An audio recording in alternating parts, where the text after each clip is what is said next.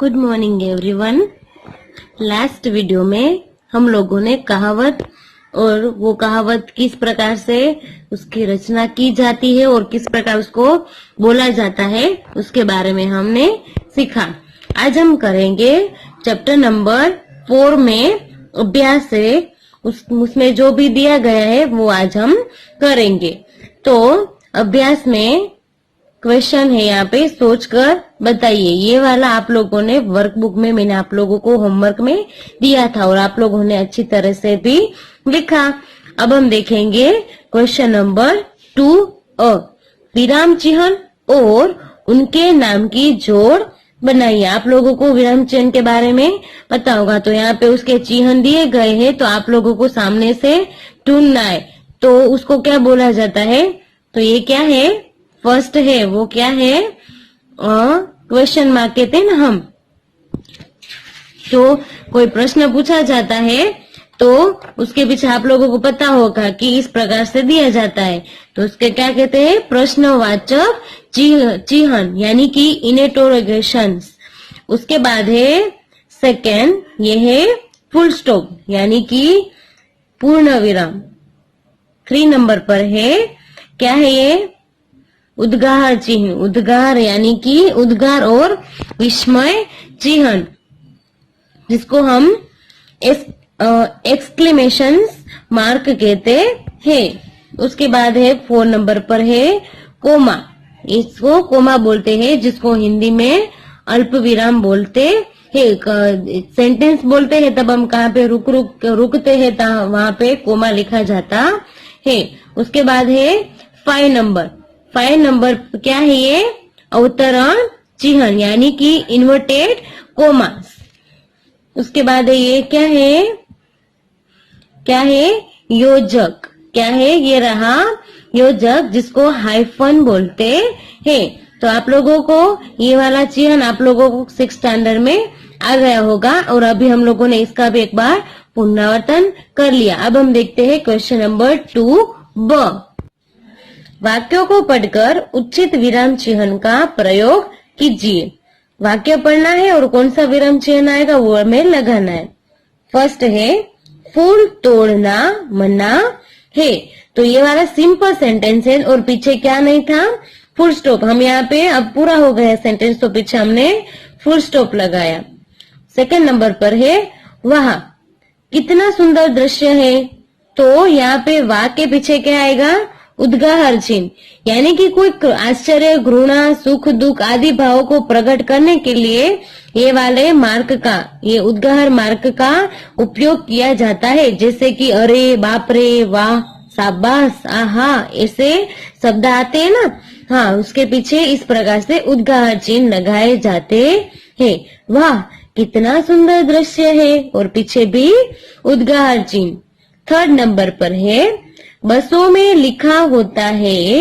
अब यहाँ पे हम लोग रुक गए, तो कोमा धूम्रपान वर्जित है। यहाँ पे ऊपर डबल इन्वर्टेड कोमा, यानी कि ये जो वाक्य है वो अलग से दिखाने के लिए हम डबल इन्वर्टेड कोमा या सिंगल इन्वर्टेड कोमा का उपयोग करते हैं। सिंगल इन्वर्टेड कोमा का हम जहाँ पे वर्ड होते हैं वहां पे उपयोग करते हैं और जहाँ पे सेंटेंस होता है वहां पे डबल इन्वर्टेड कोमा का उपयोग किया जाता है।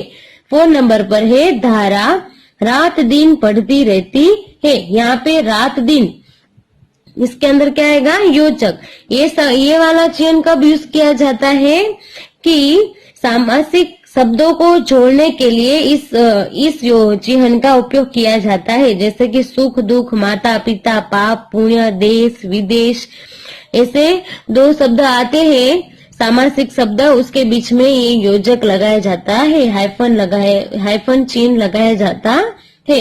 5 नंबर पर है पौधे बारिश में ही क्यों लगाए जाते हैं। यहाँ पे क्वेश्चन पूछा गया है, तो पीछे क्या आएगा? Question mark. समझ में आया? ओके, अब हम देखेंगे क्वेश्चन नंबर 3। निम्नलिखित वाक्यों में से जातिवाचक संज्ञा के आसपास राउंड चिन्ह कीजिए। सर्कल बनाना है। तो यहाँ पे फर्स्ट है मनुष्य अन्य प्राणियों से श्रेष्ठ है। आप लोगों को पता है जाति के अंदर मैंने आप लोगों को संज्ञा समझाई थी कि जाति के अंदर वो पूरी जाति दिखाता है। तो यहाँ पे मनुष्य वो क्या है? जाति है। तो यहाँ पे मनुष्य है वो जातिवाचक संज्ञा है। सेकंड है शिल्पा ने 4 पौधे लगाए। पौधे के अंदर नाम होते हैं लेकिन पौधा है वो क्या है, एक प्रकार की जाति है। शहर के लोग सुबह शाम टहलने जाते हैं। यहाँ पे लोग है वो क्या है, जातिवाचक संज्ञा। 4 नंबर है फूल सबको अच्छे लगते हैं। ये फूल है वो क्या है, जातिवाचक संज्ञा है। अब हम देखेंगे क्वेश्चन नंबर 5। परिच्छेद पढ़कर प्रश्नों के उत्तर दीजिए। अब ये परिच्छेद रीड करना है पहले और उसके नीचे प्रश्न दिए गए, बाद में हम देखेंगे। पहले ये रीड करते हैं। आप शुद्ध हृदय से इस बात पर विचार करें कि माता, मातृभूमि और मातृभाषा का आप पर भी ऋण है।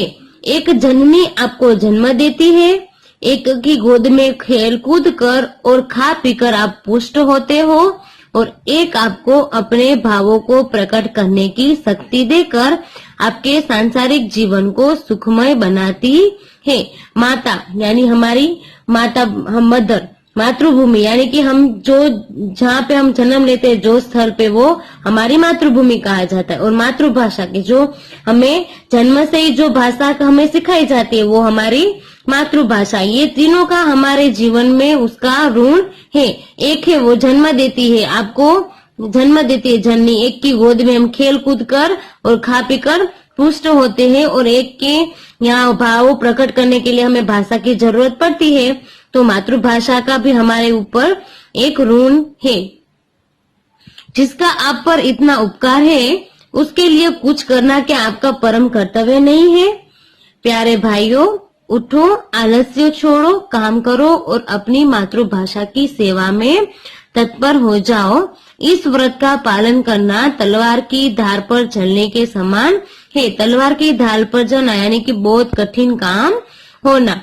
अत्यंत खेद का विषय है कि आज अधिकांश भारतवासी अपनी मातृभाषा की उपेक्षा करते, यानी कि अपनी मातृभाषा को कोसते।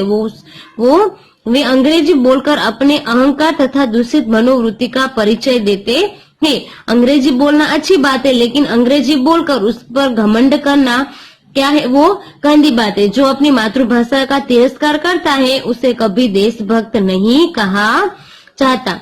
इसलिए हमें हमारे जीवन में मातृभाषा का बहुत ही महत्व यहाँ पे बताया गया है। अब हम देखेंगे उसके नीचे दिए गए क्वेश्चन आंसर। हम पर किस किस का ऋण है? तो हम पर माता, मातृभूमि और मातृभाषा का ऋण है। माता का ऋण हमें क्यों अदा करना चाहिए? क्योंकि उसने हमें, वो जननी है, उसने हमें जन्म दिया है, इसलिए हमें उसका ऋण अदा करना चाहिए। 3rd नंबर का क्वेश्चन है, किस व्रत का पालन करना अत्यंत कठिन है? अभी हमने रीड किया ना। हाँ, क्या था उसमें कि मातृभाषा की सेवा में सेवा करना एक व्रत जो है वो, उस व्रत का पालन करना बहुत ही कठिन है। आप लोगों को ये पैराग्राफ के अंदर क्वेश्चन मिल जाएंगे। आप, मैंने अभी जो पैराग्राफ रीड किया ना उसमें से ही मैं क्वेश्चन आंसर ढूंढ रही हूँ, तो आपको वहां से आंसर मिल जाएंगे। किसे देशभक्त नहीं कहा जा सकता? किसको देशभक्त हम नहीं कह सकते? कि जो अंग्रेजी बोलकर अपने अहंकार तथा दूषित मनोवृत्ति का परिचय कराते हैं और मातृभाषा का तिरस्कार करते हैं, उसे देशभक्त नहीं कहा जा सकता। अभी गद्यांश को उपयुक्त शीर्षक दीजिए। गद्यांश यानी कि यहाँ पे आप लोग अभी पैराग्राफ रीड किया ना, उसको गद्यांश बोलते। क्या बोलते हैं? गद्यांश। यानी कि वो गद्य आप लोगों ने रीड किया तो उसमें से आप लोग उसका टाइटल क्या दोगे? मातृभाषा का महत्व, या हमारे जीवन में मातृभाषा का महत्व। इस प्रकार से हम इसका शीर्षक दे सकते हैं। तो अब आप लोगों को ये वाला पैराग्राफ समझ में आ गया होगा और आप लोगों को ये वाले क्वेश्चन और उसके आंसर नोटबुक में आपको लिखने हैं। ओके।